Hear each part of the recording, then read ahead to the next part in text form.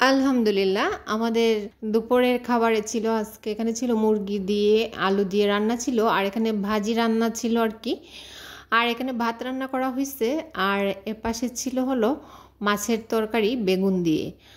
আর একটা ডাল রান্না ছিল আর এটা হলো মাছের তরকারি বেগুন দিয়ে রান্না করা হয়েছে। আর এটা ছিল ফাইনালি শুটকি রান্না সিম বিচি দিয়ে। যাই হোক রান্নার পর টেবিলে খাবার দাবার সাজিয়ে দেওয়া হলো। আর রান্নাটা যেমনই হোক না কেন গোছানোটা সাজিয়ে দেওয়াটা পরিবেশনটা সুন্দর হলে কিন্তু দেখতে ভালোই লাগে। তো সবগুলো এক এক করে সাজিয়ে দেওয়া হয়েছে টেবিলে। এখন সবাই আর কি খাওয়া দাওয়া করে নেবে। তো ফাইনালি সব কিছু রেডি হয়ে গিয়েছে। তো যাই হোক আমাদের রেডি করা শেষ, এখন আমরা একে একে সবাই খেয়ে নেবো আর কি। তো খাওয়া দাওয়ার পর আপনাদেরকে আমি বাহিরে একটু দেখিয়ে দিচ্ছি। এখানে একটা প্যান্ডেল সাজানো হয়েছে আর কি। আমাদের এখানে 40 দিনের সিন্নি করা হবে, 40-এ সিন্নি আর কি আমরা বলি। মারা যাওয়ার পর 40 দিনের ভিতরে যে একটা বড় করে মিলাদ করা হয় এটাকে আমরা সিন্নি বলি আর কি। তো আপনাদের এখানে কে কি বলেন আমি জানি না, আমার কমেন্টসে জানাতে পারেন। তো সেই উপলক্ষে এখানে আর কি একটা আয়োজন করা হয়েছে, সেজন্য আর কি প্যান্ডেলটা সাজানো হয়েছে। তো আমি তো রাতের বেলা আসছি, অনেকের সঙ্গে দেখা হয়নি। তো এই তো আমাদের একজন চাচা হয়, ওনার সঙ্গে দেখা হলো, কথাটা বলে নিলাম। আর একটু ঘুরিয়ে ঘুরিয়ে একটু ভিডিও করে নিচ্ছি আর কি, যেহেতু ভিডিও আমাকে ছাড়তেই হবে তো সেজন্য ভিডিওটা করা। তো এখানে প্যান্ডেলের লোকেরা কাজ করতেছে আর এখানে প্রায় গুছানো শেষের দিকেই। আর সব কিছু আজকে রাতের ভিতরেই হয়ে যাবে। আর যেহেতু আগামীকাল অনুষ্ঠান, সব মানুষরা আসবে, খাওয়া দাওয়া করবে, অনেক বড় একটা আয়োজন।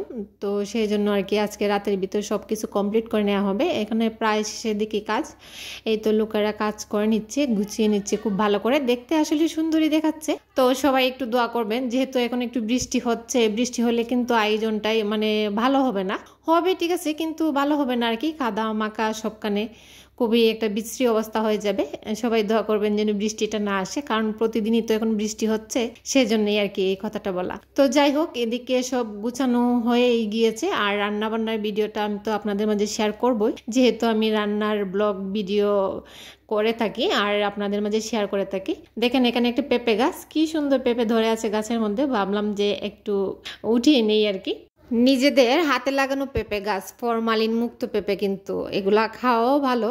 শহরে তো আমরা পেঁপে খেয়েই থাকি, কিন্তু ফরমালিনের একটা ভয় তো থেকেই যায়। আর যেহেতু মেহমান আছে আশেপাশে, একটু বয়েজের শব্দ উঠতে পারে, সবাই একটু কষ্ট করে দেখে নেবেন ভিডিওটা।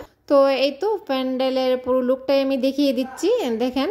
যাই হোক দেখতেই পাচ্ছেন প্যান্ডেলের কি অবস্থা। আসলে একটানা বৃষ্টি হচ্ছিল তো একটু কাদা কাদা হয়েছিল, সেজন্য গাড়ি দিয়ে এক্সট্রা করে মাটি এনে আবার ফালানো হয়েছে যেন কাদা কাদা না হয়। তো যাই হোক মোটামুটি ভাবে সবকিছুই কমপ্লিট। এই তো আর এদিকে যার যার দাওয়াতের মেহমান সবাই চলে আসছে। তো অনেক মেহমানই আসবে ইনশাল্লাহ, আমি পরের ভিডিওতে আপনাদের দেখাবো। সবাই ভালো থাকবেন, সুস্থ থাকবেন, আসসালামু আলাইকুম।